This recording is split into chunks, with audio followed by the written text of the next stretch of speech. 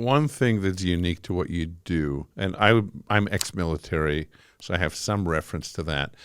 There's something about sending people into harm's way that few people get to do, have that kind of responsibility on their shoulders. How's it come to sit with you after these years, knowing that part of your job is to put guys on the road, men and women who are going to do car stops and all these points of really huge human vulnerability? Right. Now, that's a great question, and I don't think enough people think about it that way today. Um, you know, the perspective of policing by most of the community is shaped on Hollywood, TV, and movies. But what we have are people who come on the job, generally early 20s. They have whatever life experience they have up to that point. In 2019, before COVID and all the changes we saw, it took about 100 applicants to get 4 people who could make it to the academy. 3 would make it through the academy. So that's a 97% washout rate. I don't know of another profession that has that kind of rate. So I look at it that we have 6 months once somebody starts the academy to be able to give them as much as we can, all the tools they will need to be successful, survival skills as well as then skills to de-escalate situations, to be able to help people often on the worst day of their life, and to be able to be kind of the arbiter, not take sides, but to be, kind of a force that's viewed by everybody as their police department. And, sending people into harm's way is not something that I think probably anyone does lightly. Every day, I'm notified all day on the phone as far as officers being hurt. I just got one before this, a traffic collision involving some of our officers. We've had an uptick this year in officer-involved shootings, and every one of those officers are involved in a situation that is life-threatening by its very nature, and they respond to that. And some people in the community then look at that as a kind of a failure, a dark spot on our record, when in fact, we evaluate every officer-involved shooting to a degree that I don't think anybody could imagine. I can't imagine another enterprise, another profession, more critically evaluating the work being done by those in it and holding them accountable to a very high level. But when you look at when we have a critical incident like that, a critical use of force, we look at it the way we do. What it means is that they exhausted all other remedies and were put in a position where they had to use their weapon or whatever force instrument to be able to protect themselves or to protect someone else. And that takes a toll on the individual, very, very much, and their family. It is a traumatic event for them, and it also has a very traumatic effect on the community also. So it's something we don't at all take lightly. When I came on the job in 1981, it was taboo to raise your hand and say, I need to talk to somebody. Sure. And if you were sent to BSS, it was perceived as a weakness. That is not the case now at all, and we worked very hard at getting to where we are today over the last 45 years. But we're in a place where many of our officers demand that they have access to psychological services, the ability to debrief an incident. And that, to me, is very, very healthy. And I'm hopeful that departments across the country avail themselves to that kind of help, because it is a game changer, not only for the organization and our ability to continue to do what we do, but also for the individual, the family, and everybody associated with somebody being exposed to that level of chronic stress over so many years. You remind me of one aspect that we haven't talked about, which is your wife and kids at home, the husband and kids at home.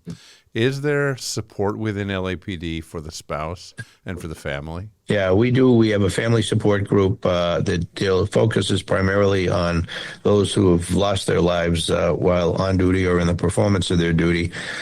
We also have other groups then that are kind of support groups as well. And then just the friendships you develop over the years with partners and families of partners and people you come to know and love and trust. Those are strong bonds, and that's a good way of being able to share what you're dealing with, and somebody who's been through it, and people helping people really. But you get somebody who you can talk to in a way that you might not be able to if that person didn't have a background that is similar to your own. And so we do have support for the families, but I can't say enough for the sacrifice that families make on behalf of those that wear the badge and get out there and do the job every day, because it is a team sport. When you go home, you can't just leave it all in the locker and be a normal average working man. You have dealt with things that the rest of society doesn't want to see. And I use the example that any one of us, if we saw a train crash and somebody run over, or we saw a terrible accident, or a shooting up close, that's something that is very traumatic to any human being.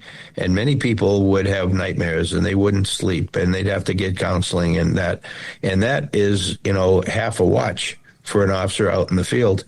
And they deal with this, and then to get the report, go to the hospital, the follow-up is done by detectives, and they move on to the next call and the next call, never knowing what the next call is going to be, but being able to roll out there. They never ask questions as to who's calling, what do they look like, what's their background. Doesn't matter.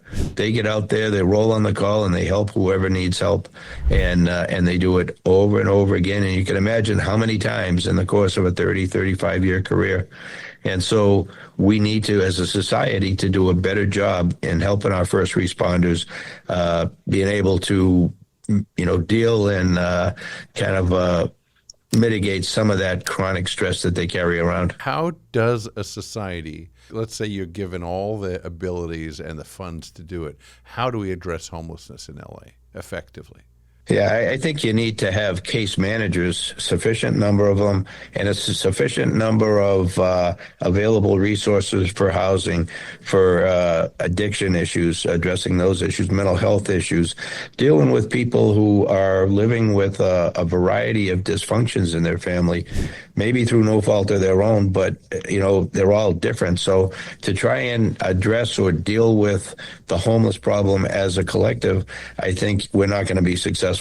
We need to, I think, be creative. We need to have enough people who are willing to do this type of work, and enough places available, clinical settings, to be able to help people, and in some cases, people who don't want that help, to be able to help get them the help that they need, as determined by somebody who has expertise in that field. We have done something under the name of freedom, where we let people roam the streets who can't take care of themselves, who clearly are living in dysfunction. That is not a humane answer. And here we are in, I think, the greatest city in the greatest country in the history of the world, and we're dealing with these kind of issues. We're better than this, and we have so many smart people here that if we were able to put together that type of commission that I'm talking about, to do an assessment and to be able to come up with something that would have the credibility it needed to be funded, supported by both political sides of the continuum, and be able to move the ball forward in a rational way. And, what we see too often in our society politically is that people have to advocate for change, no matter what. Change for the good, change for not so good in the eyes of the residents, but change. If you advocate for what's going on, even if you have a strategic plan for 25 years and it is working, you're not going to get reelected. And that's kind of something we need to take a step back as an electorate and say, okay, what is it we're looking for? And are the people that are running the type of people who can get us to the goal line? And I don't think we've looked at it that way. It's been whatever the next shiny object is in too many cases. Yeah, you remind me of something you said early on in the conversation about trust, which is so essential to our relationship with police and yours with us. I think the erosion of trust is going to be looked at as one of the greatest losses that we've had in this era.